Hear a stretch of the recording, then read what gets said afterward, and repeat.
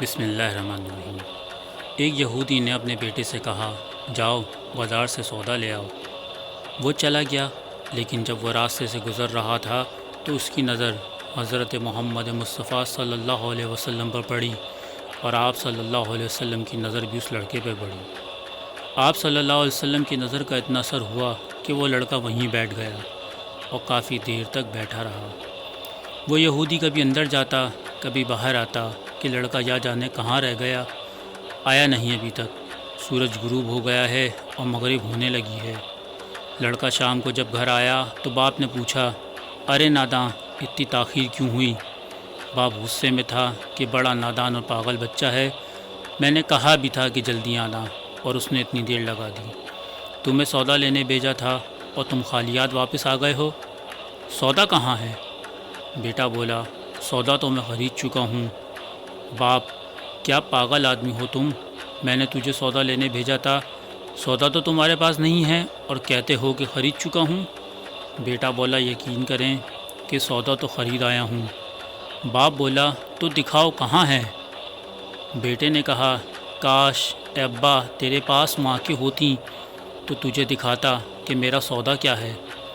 بابا، میں تمہیں کیا بتاؤں میں کیا سودا خرید لایا ہوں۔ باپ نے کہا، چل چھوڑ، رہنے دے۔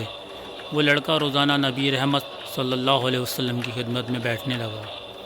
وہ یہودی کا اکلوتا بیٹا تھا اور بہت پیارا تھا، اس لیے کچھ نہ کہا گیا۔ کچھ دنوں بعد وہ لڑکا بیمار ہو گیا، کافی دن بیمار رہا۔ اتنا بیمار ہوا کہ کمزوری کی وجہ سے کروٹ لینا بھی بہت مشکل ہو گیا تھا اور پھر قریب المرگ ہو گیا۔ یہودی بہت پریشان تھا۔ وہ بھاگا ہوا آیا اور حضور صلی اللہ علیہ وسلم کی خدمت میں حاضر ہوا اور بولا، میں آپ صلی اللہ علیہ وسلم کے پاس آیا ہوں۔ آپ تو جانتے ہیں کہ میں یہودی ہوں، مجھے آپ سے کوئی اتفاق نہیں ہے، مگر میرا بیٹا آپ کو دل دے بیٹھا ہے۔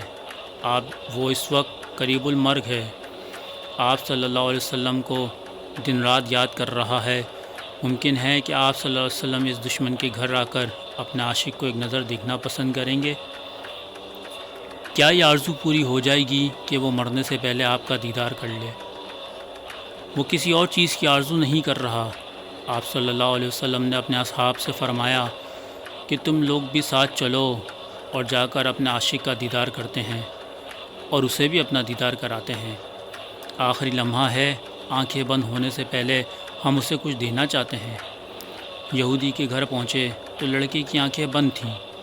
حضور صلی اللہ علیہ وسلم کا سراپا کرم ہی کرم ہے، لڑکے کی پیشانی پر اپنا دست مبارک رکھا۔ لڑکے کی آنکھیں کھل گئیں جیسے زندگی لوٹ آئی ہو، جسم میں طاقت آ گئی، ناتواں میں جوانی آ گئی۔ آنکھیں کھولیں، روح مصطفیٰ صلی اللہ علیہ وسلم پر نظر پڑی، ہلکی سی چہرے پہ مسکراہٹ آئی، لب کھل گئے، مسکراہٹ پھیل گئی۔ حضور صلی اللہ علیہ وسلم نے فرمایا، بس اب کلمہ پڑھ لو۔ لڑکا اپنے باپ کا منہ تکنے لگا تو وہ یہودی بولا، میرا منہ کیا تکتے ہو؟ محمد صلی اللہ علیہ وسلم جو کہتے ہیں کر لو۔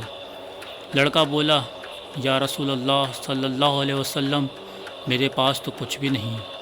آپ نے فرمایا، بس تم کلمہ پڑھ لو، میں جانوں اور جنت جانے۔ تم میرے ہو جاؤ، جنت بھی تو میری ہے، جنت میں لے جاؤں گا، میرا کام ہے۔ اللہ نے لڑکے نے کلمہ پڑھا۔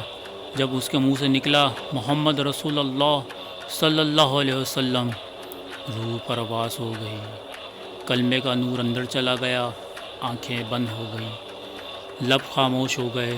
لڑکے کا باپ جو کہ یہودی تھا بولا، محمد صلی اللہ علیہ وسلم، میں اور آپ دونوں مخالف ہیں، اس لیے یہ لڑکا اب میرا نہیں رہا، اب یہ اسلام کی امانت ہے۔ اگر کاشانہ نبوت سے اس کا جنازہ اٹھے تب ہی اس کی عزت ہے، لے جائیں اس کو۔ پھر آپ صلی اللہ علیہ وسلم نے اپنے اصحاب سے فرمایا، سب مل کر اس کو اٹھاؤ اور اس کے جنازے کو کندھا دو۔ آپ صلی اللہ علیہ وسلم جب یہودی کے گھر سے نکلے تو یہ فرماتے جا رہے تھے کہ اس اللہ کا شکر ہے کہ جس نے میرے صدقے سے اس بندے کو بخش دیا، اللہ کا شکر ہے کہ جس نے میرے صدقے سے اس بندے کو بخش دیا۔ اللہ اکبر! کیا مقام ہوگا اس عاشق کی میت کا جس کو اصحاب رسول صلی اللہ علیہ وسلم جیسی عظیم ہستیاں کندھا دے رہی ہوں اور آگے آگے خود محمد مصطفیٰ صلی اللہ علیہ وسلم ہوں۔ قبر تیار ہوئی، کفن پہنایا گیا، حضور قبر کے اندر تشریف لے گئے۔ قبر میں کھڑے ہوئے اور کافی دیر کھڑے رہے اور پھر اپنے ہاتھوں سے عاشق کی میت کو اندر اتارا۔ آپ صلی اللہ علیہ وسلم قبر کے اندر پنجوں کے بل چل رہے تھے، مکمل پاؤں نہیں رکھ رہے تھے۔ کافی دیر کے بعد آپ صلی اللہ علیہ وسلم قبر سے باہر آئے تو چہرے پر تھوڑی زردی چھائی تھی، تھکن محسوس ہو رہی تھی۔ صحابہ پوچھتے ہیں کہ یا رسول اللہ صلی اللہ علیہ وسلم یہ کیا ماجرا ہے؟ پہلے تو یہ بتائیے کہ آپ نے قبر میں پاؤں مبارک مکمل کیوں نہیں رکھا؟ آپ پنجوں کے بل کیوں چل رہے تھے؟ تو کریم آقا صلی اللہ علیہ وسلم نے فرمایا، قبر کے اندر بے پناہ فرشتے آئے ہوئے تھے، اس لیے مجھے جہاں جگہ ملتی تھی میں پنجہ ہی رکھتا تھا، پاؤں رکھنے کی جگہ نہیں تھی۔ میں نہیں چاہتا تھا کہ کسی فرشتے کے پاؤں پر میرا پاؤں آ جائے۔ پھر صحابہ کرام نے پوچھا، آپ صلی اللہ علیہ وسلم قبر کے اندر کیوں گئے؟ ہم چلے جاتے۔ تو آپ صلی اللہ علیہ وسلم نے فرمایا کہ میں نے اس لڑکے سے کہا تھا کہ تیری قبر کو جنت بناؤں گا، اب اس قبر کو جنت بنانے قبر کے اندر چلا گیا۔ تو پھر حضور صلی اللہ علیہ وسلم اتنے تھکے ہوئے کیوں ہیں؟ فرمایا، تھکا اس لیے ہوں کہ فرشتے اور حوریں اس عاشق کے دیدار کے لیے آ رہے تھے اور میرے وجود سے لگ لگ کر گزر رہے تھے، ان کی وجہ سے تھک گیا ہوں۔ سبحان اللہ۔ باہوالا سنن ابی داؤد جلد نمبر 3 صفحہ نمبر 185، حدیث نمبر 3095۔